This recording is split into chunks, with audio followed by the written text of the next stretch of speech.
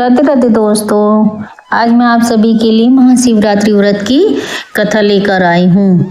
महाशिवरात्रि व्रत में शिवरात्रि की कथा का पाठ करना बहुत ही फलदायी होता है, बहुत ही शुभ होता है। शिव पुराण में इस व्रत की महिमा बताई गई है। शिव पुराण के अनुसार जाने अनजाने में भी जो मनुष्य और जीव महाशिवरात्रि का व्रत कर लेते हैं वह शिव की कृपा का भागी बन जाता है। उससे यमराज के दूत भी दूर रहते हैं। इसलिए महाशिवरात्रि व्रत में शिव भक्तों को महाशिवरात्रि की इस कथा का पाठ जरूर करना चाहिए दोस्तों।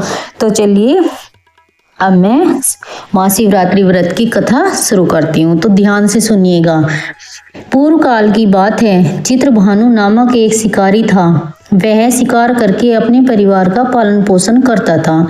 उस शिकारी पर साहूकार का काफी कर्ज था, लेकिन वह उसका कर्ज समय पर नहीं चुका पाया। फिर साहूकार ने शिकारी को शिव मठ में बंदी बना लिया। जिस दिन उसे बंदी बनाया गया उस दिन शिवरात्रि थी। चतुर्दश के दिन उसने शिवरात्रि व्रत की कथा सुनी और शाम होते ही साहूकार ने उसे अपने पास बुलाया और ऋण चुकाने के बारे में कहा।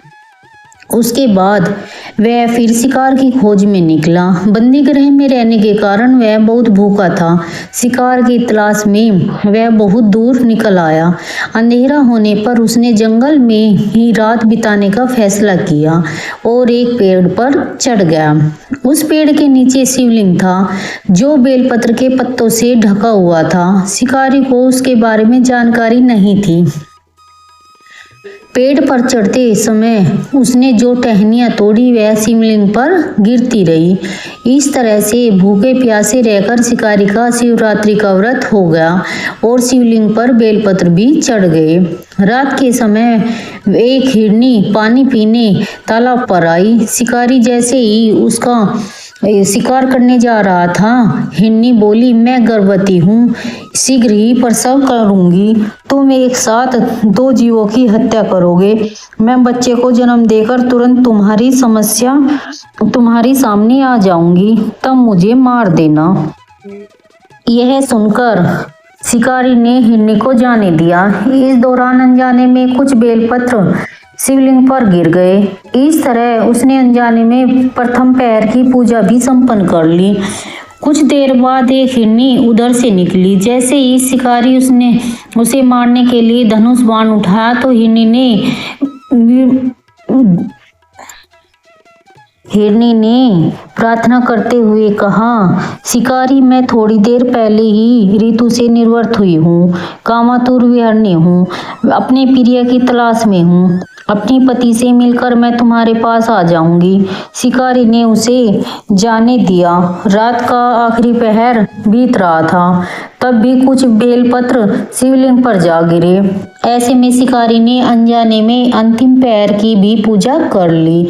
इस दौरान वहां एक हिरनी अपने बच्चों के साथ आई। उसने भी शिकारी से निवेदन किया और शिकारी ने उसे जाने दिया। इसके बाद शिकारी के सामने एक हिरन आया। शिकारी ने सोचा, अब तो मैं इसे यहाँ से नहीं जाने दूंगा, इसका शिकार जरूर करूंगा। तब हिरन ने उससे निवेदन किया, मुझे कुछ समय के लिए जीवन दान दे दो। शिकारी ने पूरी रात घटना उस हिरन को सुना दी। तब हिरन ने कहा कि जिस तरह से तीनों पत्नियां प्रतिज्ञाबद्ध होकर गई है, मेरी मृत्यु से अपने धर्म का पालन नहीं कर पाएगी।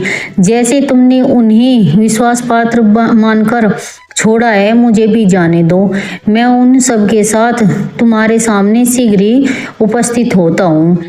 शिकारी ने उसे भी जाने दिया। इस तरह सुबह हो गई। उपवास, रात्रि जागरण और शिवलिंग पर बेलपत्र चढ़ाने से अनजाने में ही शिवरात्रि की पूजा पूर्ण हो गई।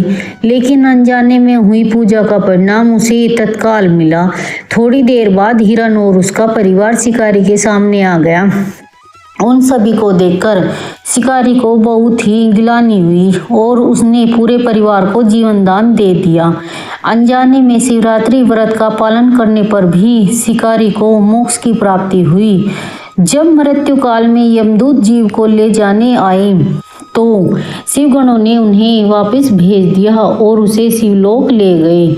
शिव जी की कृपा से चित्रभानु अपने पिछले जन्म को याद रख पाए, शिवरात्रि के महत्व को जानकर उसका अगले जन्म में भी पालन कर पाए। तो दोस्तों, शिवरात्रि की पूजा, शिवरात्रि का व्रत यहीं पे समाप्त होता है। तो दोस्तों बताइए, आपको ये महाशिवरात्रि व्रत की कथा कैसी लगी? कमेंट करके ज़रूर बताइएगा। और दोस्तों, अगर अच्छी लगी हो तो प्लीज़ लाइक कीजिएगा और मेरे चैनल को सब्सक्राइब कीजिएगा और बेल आइकन को भी ऑन कर लीजिए, ताकि आगे आने वाली अच्छी वीडियोज़ का नोटिफिकेशन आप सभी के पास पहुंचता रहे। तो इसी के साथ धन्यवाद। नमस्ते दोस्तों।